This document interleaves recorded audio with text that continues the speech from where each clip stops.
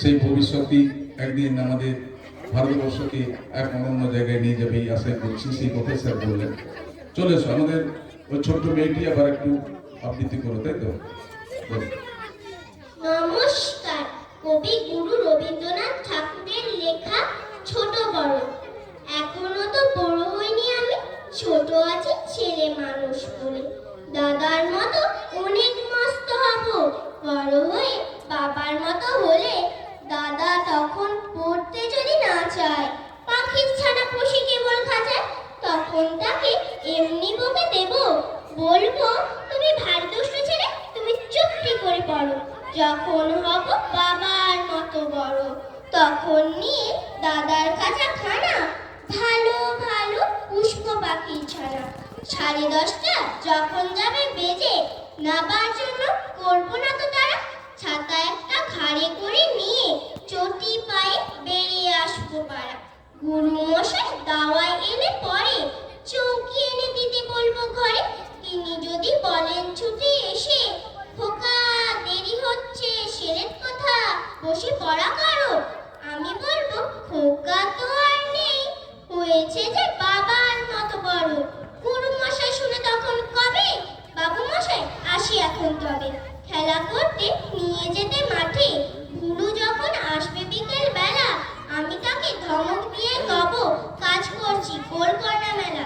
রথের দিনে খুব যদি ভিড় হয়, একলা যাব করবো না তো ভয়।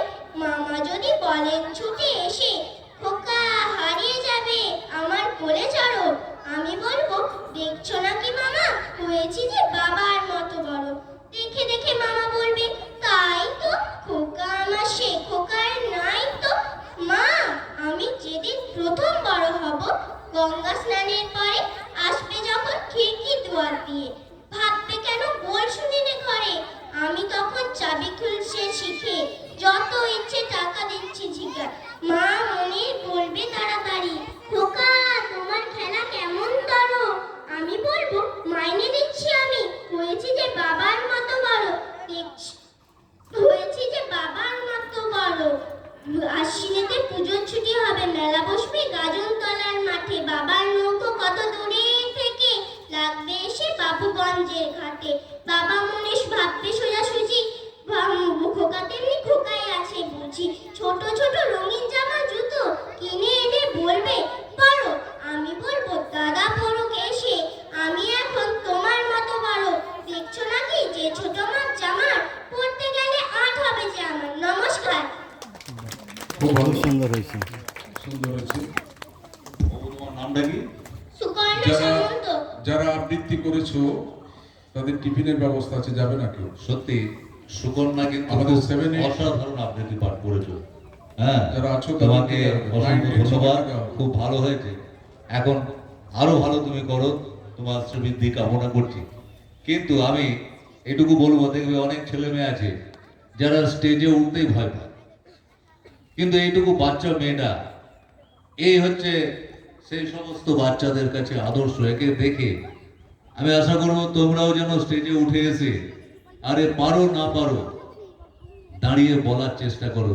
তার প্ল্যাটফর্মই হলো এই শিশু বিকাশ মেলা মঞ্চটি, যেখানে এক একটা শিশুর মধ্যে লুকিয়ে থাকা প্রতিভাকে টেনে বের করে আনা হয়ে থাকে।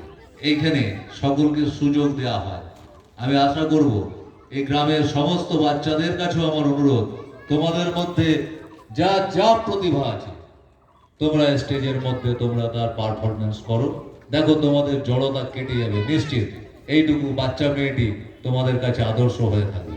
তোমরা সেই জায়গায় নিজেদেরকে তৈরি করো। তোমাদের সকলেরই আমি শ্রীবৃদ্ধি কামনা করছি। এমনকি এই মেলার তো আমি সব সময় সর্বাঙ্গীন সাফল্য কামনা করি। ধন্যবাদ সকলকে। তোমরা এই বাচ্চাটা